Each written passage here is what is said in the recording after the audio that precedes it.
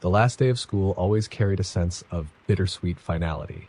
It was supposed to be a day of celebration, laughter, and relief, as students walked out of the building with summer freedom on the horizon. But for Lakewood High, that day in June would be remembered not for joy, but for the chilling, unexplained horror that unfolded. The school bell rang at 3:15 p.m., signaling the end of the school year. Students flooded into the halls, cheering, hugging, and planning their summer adventures. Among them was Clara, a quiet senior known for her artistic talent and her tendency to fade into the background. Her plan for the evening was simple: pack her art supplies from the locker and head home. But as she approached her locker, she noticed something unusual.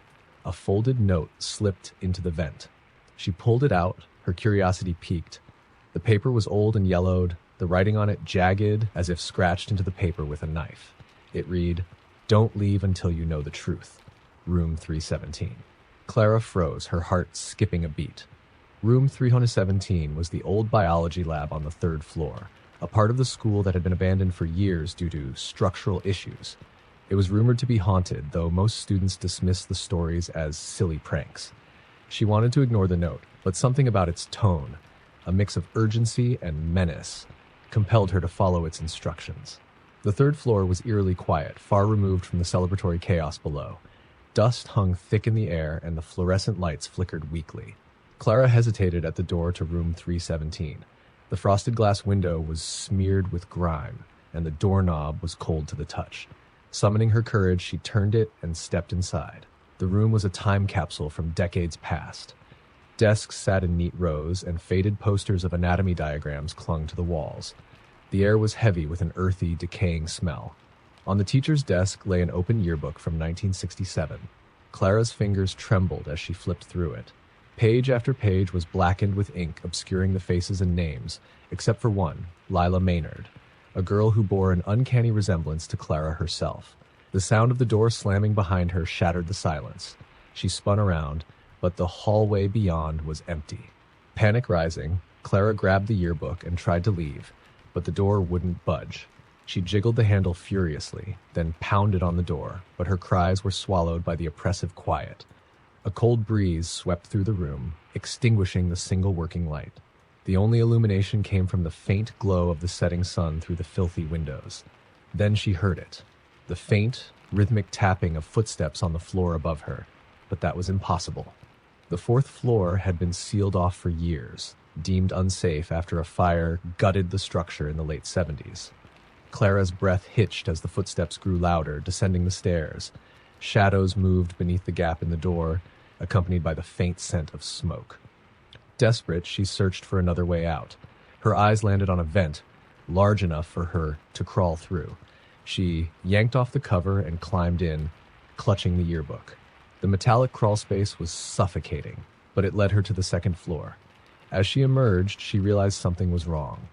The usually bustling hallway was empty, and the walls were covered in messages scrawled in black marker. "Stay hidden, it's watching, friend, run." Her phone buzzed violently in her pocket. She pulled it out to see dozens of texts from unknown numbers, all saying the same thing: "Get out now." As she made her way to the exit, she saw a figure standing at the far end of the hallway. It was a girl in a vintage school uniform, her hair disheveled, her face pale and streaked with soot. It was Lila Maynard. Clara's knees went weak as the figure began to walk toward her, her steps deliberate and heavy. "Why didn't you listen?" the girl whispered, her voice reverberating unnaturally through the hall. Clara screamed and ran, the sound of Lila's footsteps chasing her, echoing like thunder. She reached the front doors and threw them open, only to be met with the same hallway she had just left. The school seemed to loop endlessly, trapping her in its twisted maze. In her final moments of clarity, Clara opened the yearbook again. The pages that were once blackened now revealed images of students, their faces twisted in terror. On the last page, beneath a photograph of Lila, was Clara's own senior portrait, accompanied by the words, "Class of 2023, never seen again." The next morning, the janitor found her phone on the floor outside room 317. The yearbook was gone. Clara's parents reported her missing, but her name soon faded into the growing list of unsolved disappearances tied to Lakewood High. Years later, the school was demolished, but locals swear that on the last day of the school year, they can still hear faint footsteps in the ruins, and sometimes a voice calling their name. It was the last day of school at Ashwood Middle, a quiet campus tucked away in the shadow of dense ancient woods. The final bell rang, and students poured out into the sunny afternoon. But a group of 4 eighth graders, Leah, Kyle, Sam, and Marcy, lingered behind, lured by the promise of an adventure. For weeks, rumors had swirled about the old gym at the back of the school. Abandoned since the early 90s due to structural issues, the building had been locked for decades. Yet, strange things were whispered. Flickering lights in the windows, muffled voices, and shadows that moved when no one was there. No one dared to investigate, until now. Kyle had swiped the custodian's keyring during lunch. "Just a quick look," he insisted, dangling the keys in front of his friends. "We'll be in and out before anyone notices." Reluctantly, they agreed. The gym was separated from the rest of the school by a crumbling asphalt path. The closer they got, the quieter it became, as though the forest itself was holding its breath. The air grew colder, despite the summer heat, and the building loomed like a forgotten sentinel. The door groaned open, revealing a cavernous space bathed in dim light from the cracked windows. Dust swirled in the air, and the scent of mildew stung their nostrils. The gym looked frozen in time, with rusting bleachers and faded banners hanging limp from the rafters. At the center of the room stood an old scoreboard, its surface covered in scratches and graffiti. "See?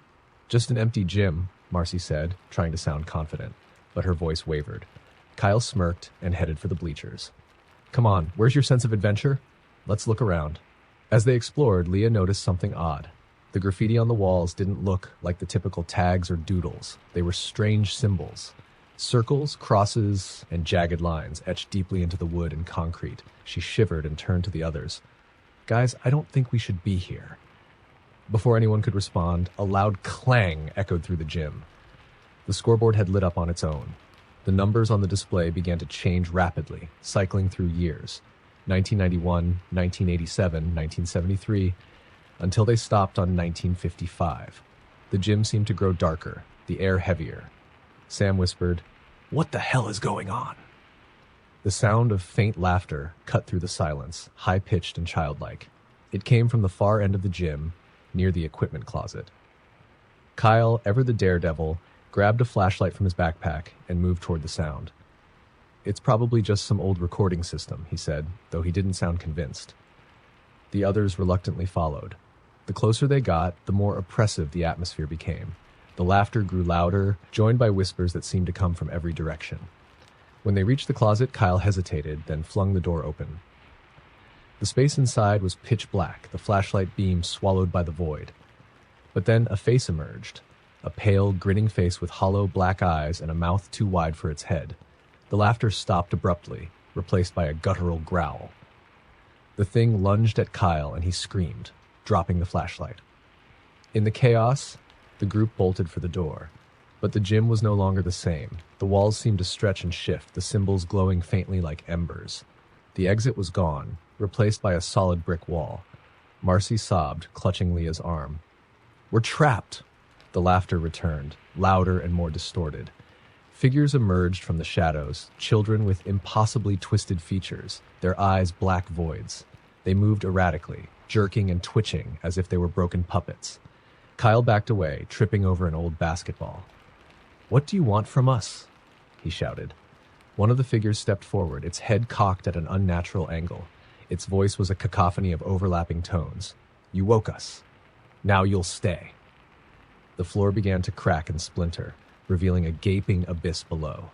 One by one, the figures advanced, their movements more frenzied. Sam tried to grab a fallen bench to use as a weapon, but the moment he touched it, his skin blistered as though burned. He screamed and fell to his knees. Leah spotted the faint glimmer of the flashlight near the scoreboard. She darted toward it, dodging the creatures that lunged at her. With trembling hands, she grabbed the flashlight and shone it directly at the scoreboard. The light seemed to disrupt the figures, making them recoil. Desperate, she yelled to the others, "Get to the light!" The group huddled around the flashlight, its weak beam the only thing keeping the horrors at bay. But the creatures circled them, their numbers growing. The scoreboard flashed again, the numbers cycling rapidly before settling on a new year. 2024. A deep voice echoed through the gym. "Time's up." The flashlight flickered, then died. The last thing Leah saw was the twisted, grinning faces descending upon them. When the janitor unlocked the gym the next morning, it was empty. The banners, bleachers, and even the dust were gone, as if the room had been scrubbed clean. But carved into the floor were 4 names: Leah, Kyle, Sam, and Marcy. Beneath them was a single word: ours. To this day, the gym remains closed, but every June, on the last day of school, faint laughter can be heard echoing from the building, accompanied by the flicker of a scoreboard that no longer exists. It was the last day of school at Harper Creek High, and the excitement was palpable. Students scrawled signatures in yearbooks, posed for selfies, and spoke of summer plans. Yet, as the sun dipped lower, casting long shadows across the courtyard, a growing unease settled over the campus. For decades, a dark legend surrounded the school, the tale of the forgotten. No one knew the full story, only fragmented rumors. Some said it was about a janitor who vanished during renovations in the 1960s. Others whispered about a class of students who disappeared one by one, leaving behind empty desks. Most laughed it off. But as the afternoon wore on, a small group of seniors, Emma, Tyler, Rachel, and Ben, decided to test the legend. "We're graduating. This is our last chance," Tyler said, holding a flashlight as they gathered near the back stairwell of the old wing. The stairwell, rarely used, led to the basement, which had been sealed off for years. The door was rusted shut, but Tyler had swiped a crowbar from the auto shop earlier. Emma hesitated. "Are we sure about this? What if we get caught?" "Relax," Ben said, smirking. "No one's even around anymore. Everyone's gone home." With a groan of metal, the door swung open, revealing a narrow staircase descending into darkness. The air was damp and carried a faint metallic tang. Tyler switched on the flashlight and led the way, the others close behind. At the bottom of the stairs was a long hallway, its concrete walls cracked and damp with condensation. Rusted lockers lined one side, their doors slightly ajar, and flickering light bulbs dangled from the ceiling. The deeper they went, the quieter it became, as though the building itself were holding its breath. Rachel stopped suddenly, pointing to the wall. "Look, look." Scrawled in faded red letters were the words, "They never left." "What does that mean?" Emma whispered. Before anyone could answer, a sound echoed down the hall, a soft, rhythmic tapping, like footsteps. Tyler swung the flashlight toward the noise, but the beam revealed only the empty corridor. "Probably just the pipes," Ben said, though his voice lacked its usual bravado. They pressed on, finding a large door at the end of the hall. It was labeled B13 and appeared newer than the rest of the basement. Tyler pushed it open, revealing a classroom frozen in time. Desks were arranged in neat rows, and books lay open on the tables, their pages yellowed and brittle. A chalkboard at the front bore a single chilling sentence: "Attendance will be taken." Emma gasped. This is impossible. Why is it all still here?" As if in response, the door slammed shut behind them. Rachel ran to it, pulling at the handle, but it wouldn't budge. The lights flickered, plunging the room into brief darkness before the dim bulbs stabilized. Then came the sound of chalk scraping against the board. They turned as one, staring in horror as an unseen hand began to write. Emma, Tyler, Rachel, Ben. The chalk dropped to the floor with a sharp clink. The air grew colder, and the sound of whispers filled the room, overlapping and indecipherable. Desks began to scrape against the floor, moving of their own accord to form a tight circle around the group. "We need to leave. Now!" Rachel screamed. Tyler aimed the flashlight toward the corner of the room where shadows seemed to pool unnaturally. One by one, figures began to emerge. They were students, or at least they had been. Their faces were pale and sunken, their eyes black pits. Their bodies moved jerkily, as though unused to motion. Ben grabbed a chair and swung it at the nearest figure, but it passed through as though striking mist. The figures advanced, their whispers turning into a low, guttural chant. "Stay! Join us! Stay! Join us!" Emma spotted another door at the far side of the room. "Over there!" she shouted, pulling the others with her. They sprinted across the room, dodging desks that seemed to lurch toward them. Ben reached the door first, shoving it open. Beyond was another hallway, this one even darker and colder than the last. The group ran, their footsteps echoing loudly.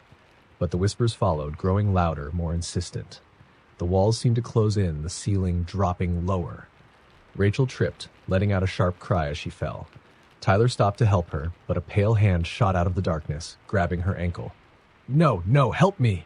Rachel screamed, clawing at the floor as the hand dragged her into the shadows. She was gone before anyone could react.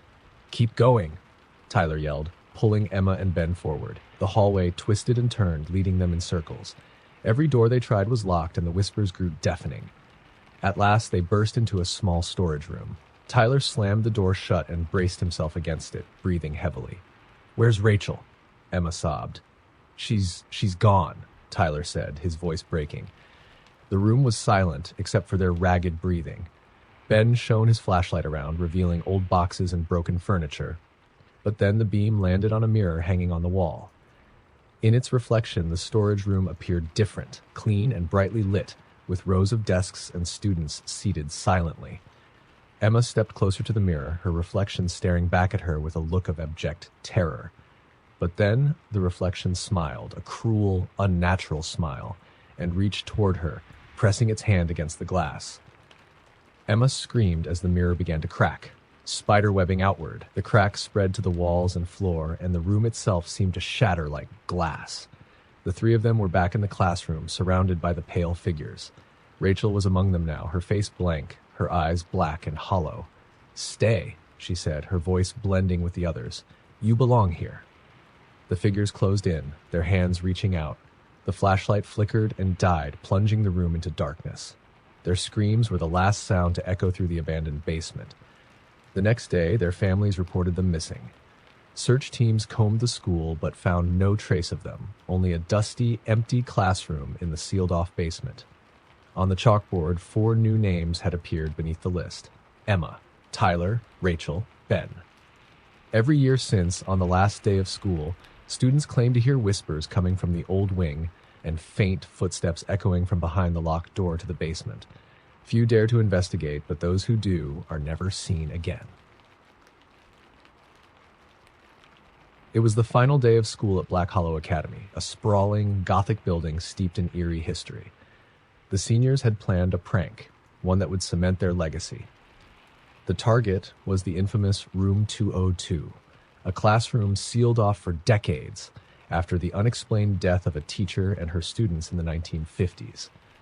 The official story was a gas leak, but the whispers told something far darker. Students and faculty claimed to hear faint screams from behind the locked door, and lights flickered in that wing of the school even though the electricity was long disconnected. Some janitors refused to clean near the second floor at night, and one even quit after claiming to see faces pressed against the frosted glass of the room's window. Undeterred, a group of 5 seniors, Madison, Jack, Ethan, Carly, and Drew, decided they'd break into Room 202 for one final thrill. They managed to swipe a master key from the principal's office earlier in the week and waited until the halls cleared out after the final bell. The corridor leading to Room 202 was unnervingly silent, the air heavy as if the building itself was holding its breath. Madison, the ringleader, grinned as she slid the key into the lock. Ready to make history? The door creaked open. The room was dark, with blinds drawn tight over the windows. Dust coated the desks, and faded textbooks scattered on the floor. The chalkboard still bore faint marks of long-erased equations, and a single, broken clock hung crooked on the wall, its hands frozen at 3:14. Jack flicked on a flashlight, the beam cutting through the gloom. See? Just an old, creepy room.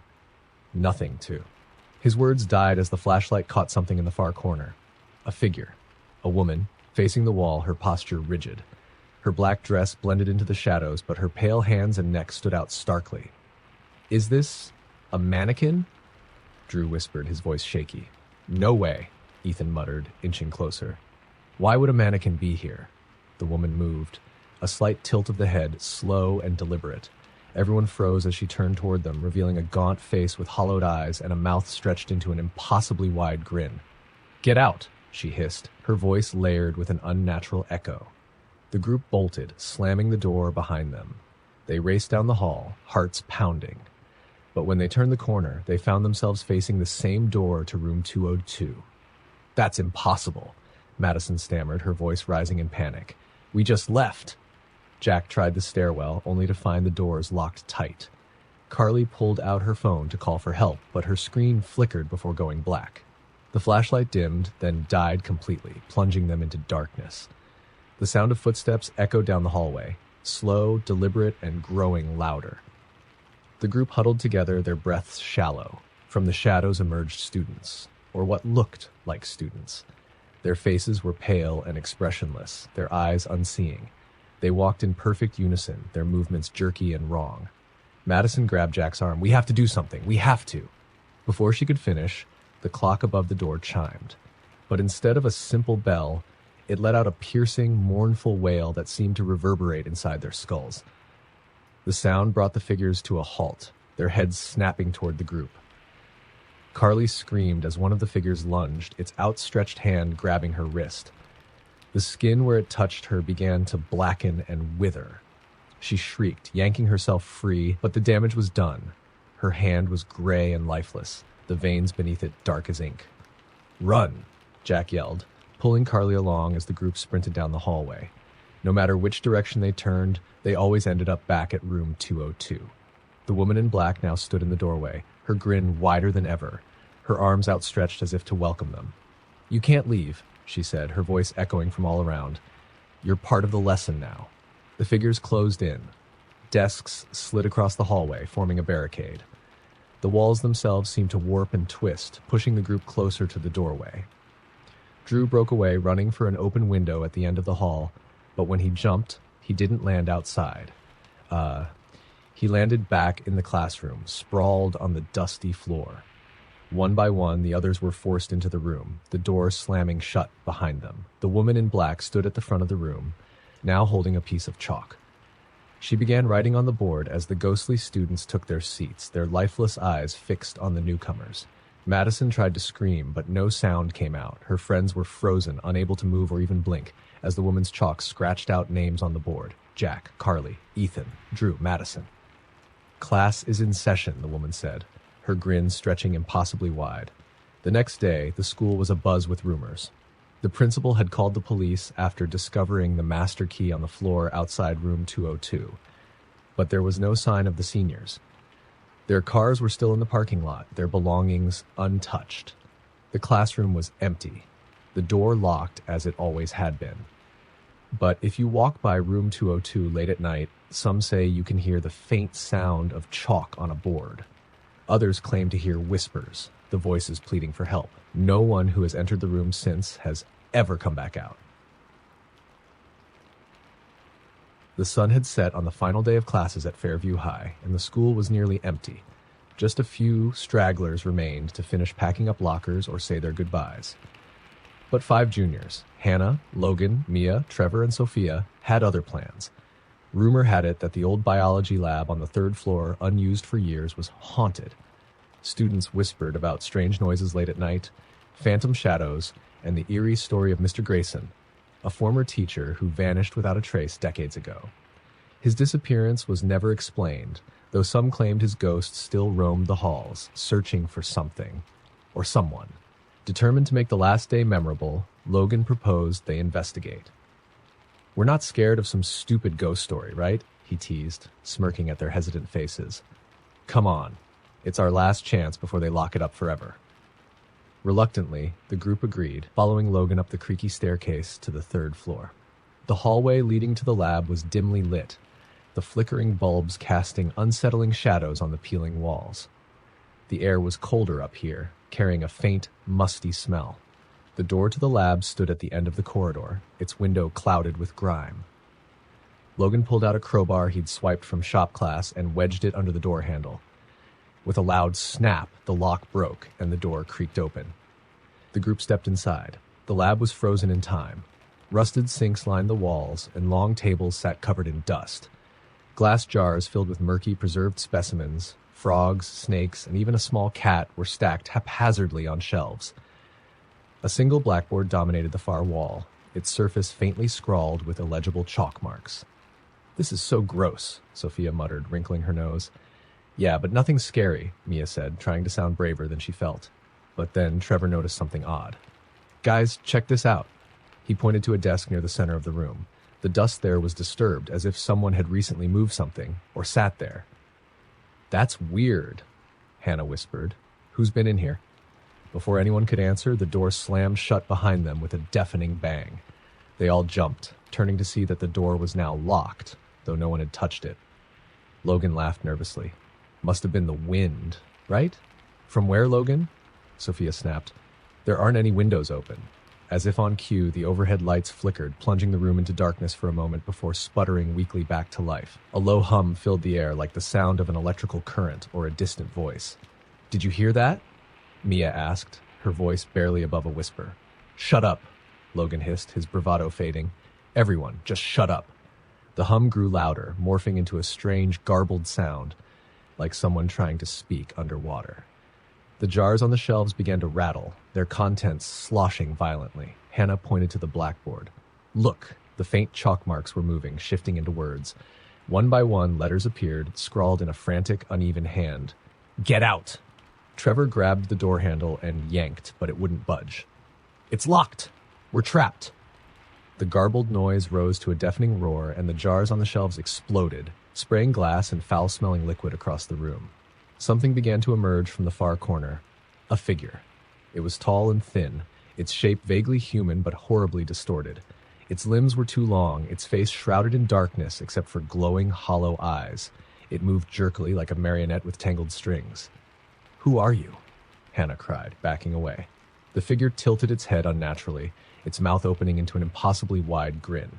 When it spoke, its voice was layered, overlapping with tones that didn't belong to a human throat. You shouldn't be here. The lights went out completely.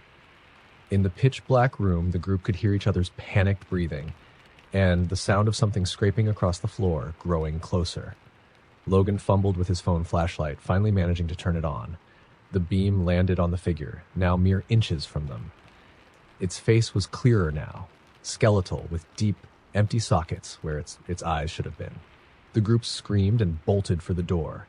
Trevor threw himself against it with all his strength, and it finally gave way, sending them spilling into the hallway. They didn't stop running until they were outside the school, gasping for air. When they finally dared to look back, the third-floor windows were dark, except for one. A faint, glowing figure stood there watching them. The next day, the school announced that the third floor was being permanently sealed. The group never spoke of what they saw again, but each of them began experiencing strange phenomena. Objects moved in their homes, shadows flickered in the corners of their vision, and at night they all heard the same voice whispering from the darkness, "You shouldn't have come." The last day of school at Crestwood High was supposed to be a celebration, but a sense of unease lingered among the seniors. Whispers had spread about the school's old theater, a place no one dared to enter. It had been abandoned for years after a student fell from the rafters during a play rehearsal and died. Some said his death wasn't an accident, but no one could prove it. The doors to the theater were padlocked, and the lights were never turned on. Still, the legend persisted. Anyone who entered the theater would hear footsteps above them, feel the spotlight move to follow them, and if they stayed too long, they'd see him, the ghost of Darren Blake, forever trapped in the place where he died. A group of seniors, Ava, Jordan, Lisa, and Caleb, decided to investigate. They'd heard the stories, but like many before them, they dismissed them as nothing more than myths. It's just an old theater, Jordan said with a smirk. What's the worst that can happen? Ava had stolen the key from the janitor's office earlier in the week.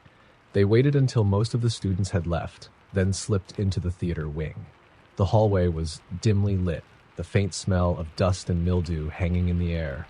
Ava unlocked the padlock, and the door creaked open, revealing the darkened space inside. The theater was massive, with rows of decaying seats facing a stage that had seen better days. Torn curtains hung limply, and dust motes floated in the beams of their flashlights. Above them, the catwalk loomed, a shadowy lattice of metal and forgotten cables. "This place is creepy," Lisa said, hugging herself. "Maybe we shouldn't be here." Jordan laughed. "Come on, Lisa. It's just a room. Don't tell me you believe in ghosts." Caleb walked up to the stage and clapped his hands, the sound echoing eerily. "We should take a picture up here," he said, pulling out his phone. To prove we were here." Reluctantly, the others joined him. They stood in the center of the stage, the silence pressing in around them. Caleb held his phone up, the flash illuminating the space for a brief moment. When he looked at the photo, his brow furrowed. Guys, look at this." He turned the phone to show them.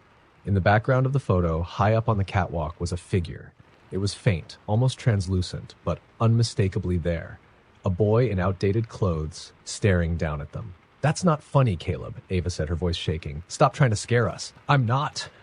His voice rising. "It's not a joke. I didn't edit this." Before they could argue further, a sound echoed through the theater. Footsteps, slow and deliberate, coming from above them. The group froze, their flashlights darting toward the catwalk. There was no one there. "I'm done," Lisa said, backing toward the door. "This was a stupid idea. Let's leave." But as they turned to go, the spotlight came on. Its beam was blinding, pinning them to the stage. The group shielded their eyes, trying to see who had turned it on, but the control booth was empty. "Who's there?" Ava called, her voice trembling. The only response was the sound of laughter. It was faint at first, like a distant echo, but it grew louder and more menacing. It wasn't just one voice, it was many, overlapping and discordant. The spotlight began to move, circling the stage as if searching for something. Then they saw him. Standing at the edge of the stage was Darren Blake. His head was tilted at an unnatural angle, his eyes wide and lifeless. He wore a tattered costume, and his mouth was twisted into a grotesque smile. "You shouldn't have come here," he said, his voice hollow and cold. Lisa screamed and bolted for the door, but it slammed shut before she could reach it. The laughter grew louder and the air grew colder. The group huddled together, their flashlights flickering. Darren began to move toward them, his steps unnaturally jerky, as if he were a puppet on strings. "We're sorry," Ava shouted. "We didn't mean to disturb you. Please let us go." Darren stopped, tilting his head the other way. For a moment, there was silence.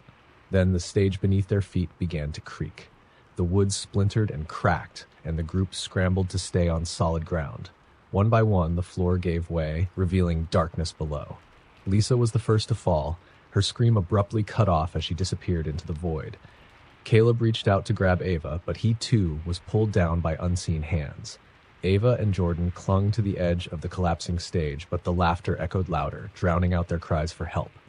Darren loomed over them, his grin stretching impossibly wide. "You belong here now," he said.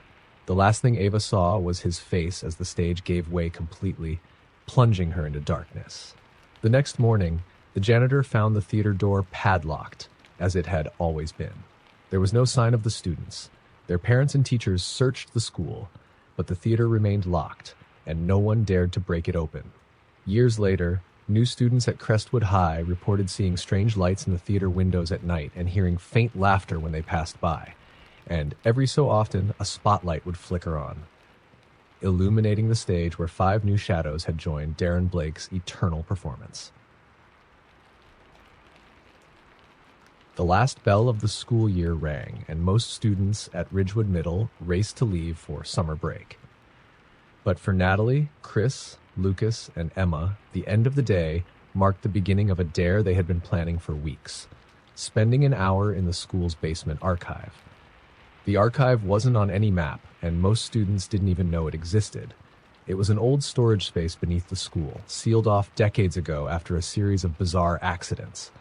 Teachers refused to talk about it, but the janitor had once let slip that something happened down there, and it's better left alone. Of course, that only made the place more enticing.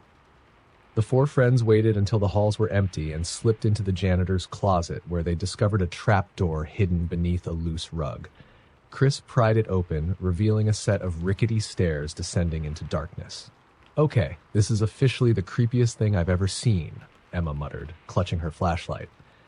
"Come on, it's just an old storage room," Lucas said, though his voice wavered.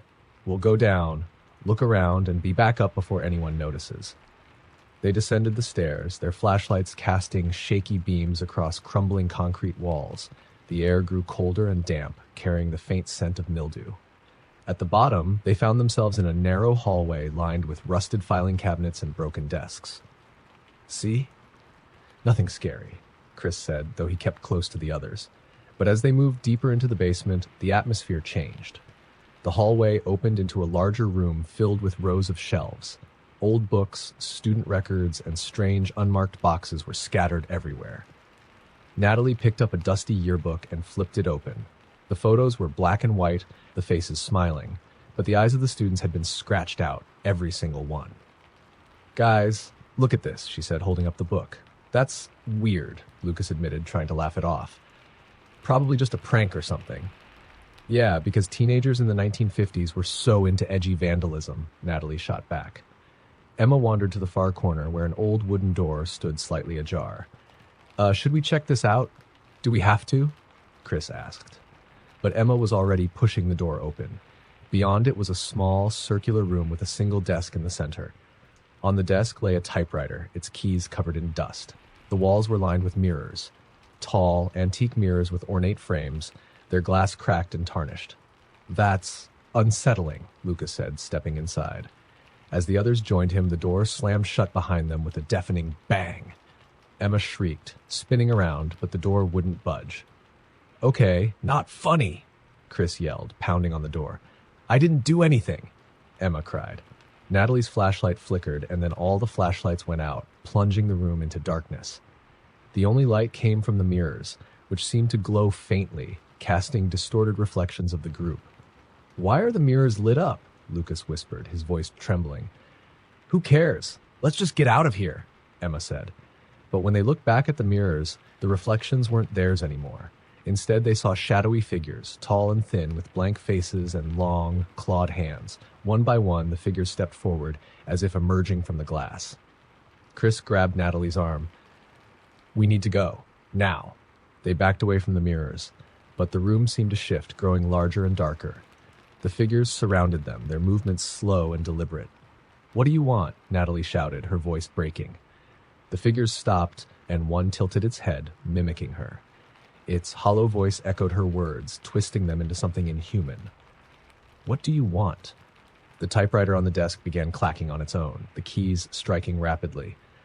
The group watched in horror as a single sentence appeared on the yellowed paper. You've seen too much. The figures lunged. The flashlights flickered back on just long enough for them to see the clawed hands reaching for them. The next morning, the janitor found the trapdoor ajar. He muttered a curse under his breath, knowing what it meant. When the principal was called, she ordered the basement sealed off again, but not before glancing at the desk in the mirrored room. The typewriter sat there, silent, but a fresh piece of paper was in its carriage. The words typed on it sent chills down her spine. They won't be the last. The 4 students were never seen again. Their disappearance was written off as a prank gone wrong, but those who passed the janitor's closet late at night swore they could hear the faint clacking of a typewriter and whispers echoing from below. The last day of school at West Pine High was always chaotic, but this year was different. There was a strange heaviness in the air, as though the building itself was holding its breath. It was tradition for seniors to sneak into the Black Wing, a portion of the school that had been closed for decades due to an unexplained fire. According to legend, the wing was cursed. People said the fire wasn't an accident, but the result of something far darker. Strange noises, whispers, and flickering lights were often reported near the sealed-off entrance, though no one dared to investigate for long. This year, a group of students, Kayla, Tyler, Zoe, and Damien, decided to break tradition by not just sneaking into the Black Wing, but staying there until midnight. It's all just stupid ghost stories, Tyler had said earlier that day, trying to convince the others. People freak themselves out for no reason. I don't know. Kayla hesitated. What if it's not? You scared? Damien teased. No, Kayla shot back, though her voice wavered.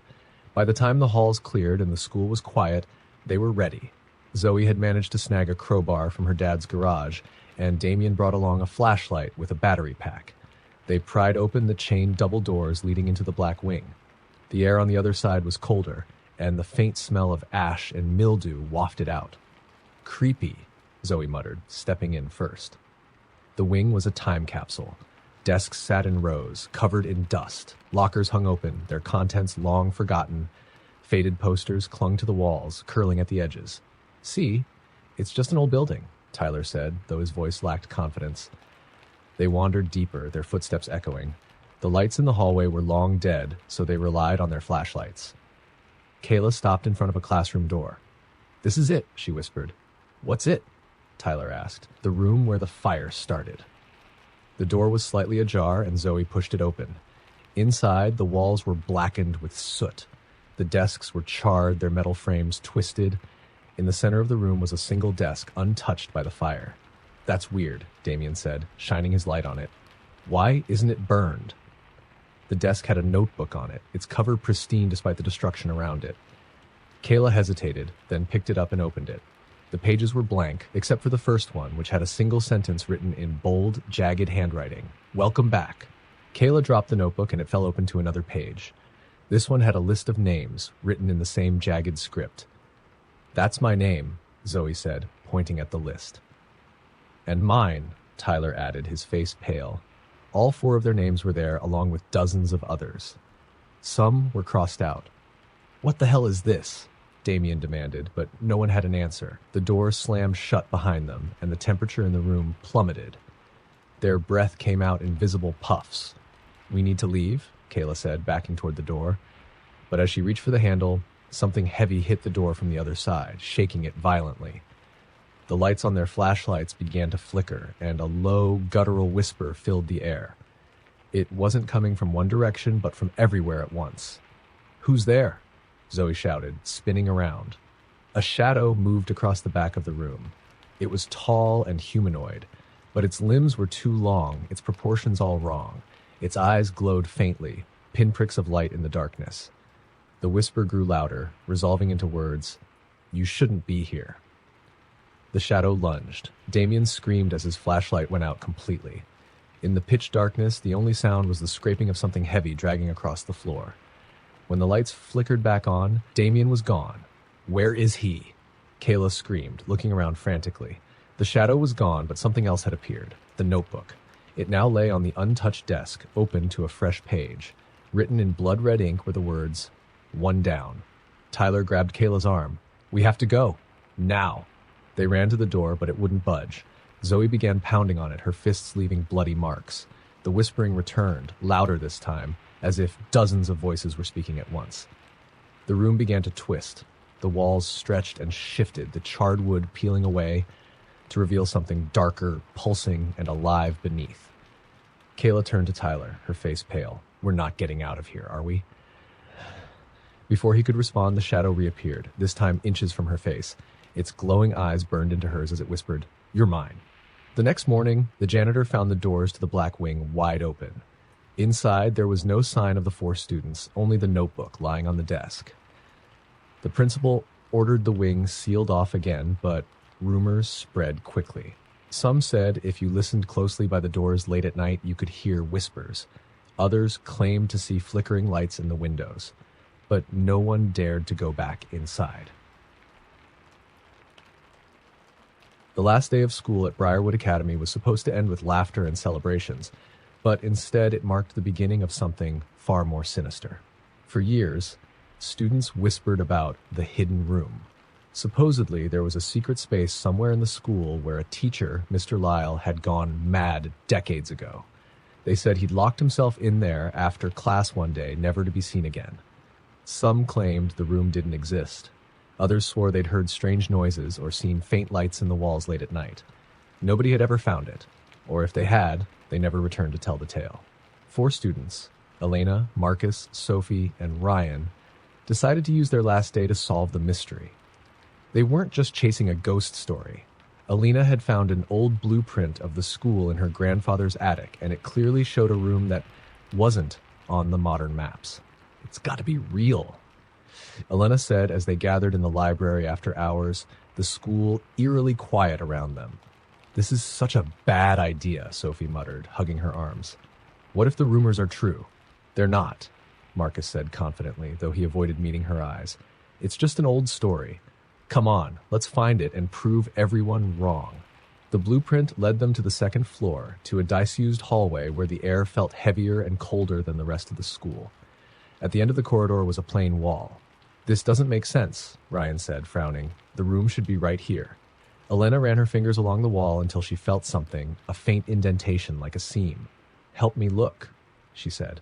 The group searched the wall, and Ryan eventually found a loose tile near the bottom. He pulled it free, revealing a hidden lever. "Are we really doing this?" Sophie asked, her voice trembling. Elena nodded. "We've come this far." Ryan pulled the lever, and the wall groaned as it slid open, revealing a narrow, dark staircase spiraling downward. The air that rushed out smelled of decay and something metallic. Blood, maybe? Ladies first, Marcus joked weakly, trying to mask his fear. Not funny, Elena said, stepping forward with her flashlight. The stairs led them to a small, windowless room. The walls were lined with shelves filled with dusty books, jars containing unidentifiable substances, and strange, rusted tools. In the center of the room was a desk, and behind it a large mirror that seemed out of place. This must be it, Elena said, her voice hushed. Ryan moved toward the desk, picking up a notebook. It's a journal, he said, flipping through the pages. What does it say? Sophie asked, her eyes darting nervously around the room. It's weird, Ryan said. He keeps writing about hearing voices and watching the children. The last entry just says, "The mirror shows all." Before anyone could respond, the door behind them slammed shut, plunging the room into complete darkness. Who did that? Marcus shouted. Nobody touched it. Elena yelled back, her voice panicked.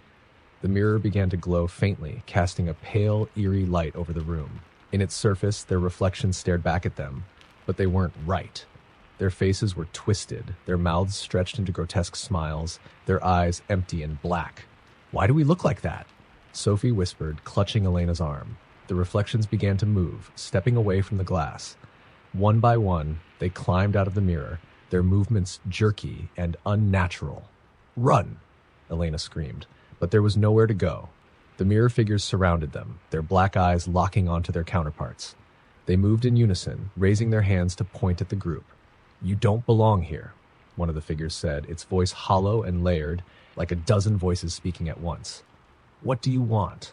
Ryan asked, his voice cracking. To trade, the figure replied. The lights flickered, and suddenly Marcus was gone. In his place stood his reflection, grinning wider than should have been possible. Where's Marcus? Sophie screamed, looking around frantically. The reflection didn't answer. It simply turned and walked back into the mirror, disappearing. The remaining three tried to back away, but the room seemed to close in around them. The other reflections stepped forward, each one locking eyes with their living counterpart. One by one, they reached out, and with each touch, another person vanished, their reflection taking their place. Elena was the last. She tried to fight, but the cold, clammy hand of her reflection grabbed her wrist. Please, she whispered. Her reflection leaned in close, its black eyes boring into hers. The mirror shows all, it said, before pulling her into the glass. The next day, the wall at the end of the hallway was solid again, as though it had never been opened. Teachers noticed that 4 students didn't show up for the final assembly, but their absence was chalked up to typical senior antics. Months later, a new group of students found the old blueprint and started whispering about the hidden room. And in the depths of the school, the mirror waited, its surface faintly glowing with the twisted smiles of the ones who had been taken.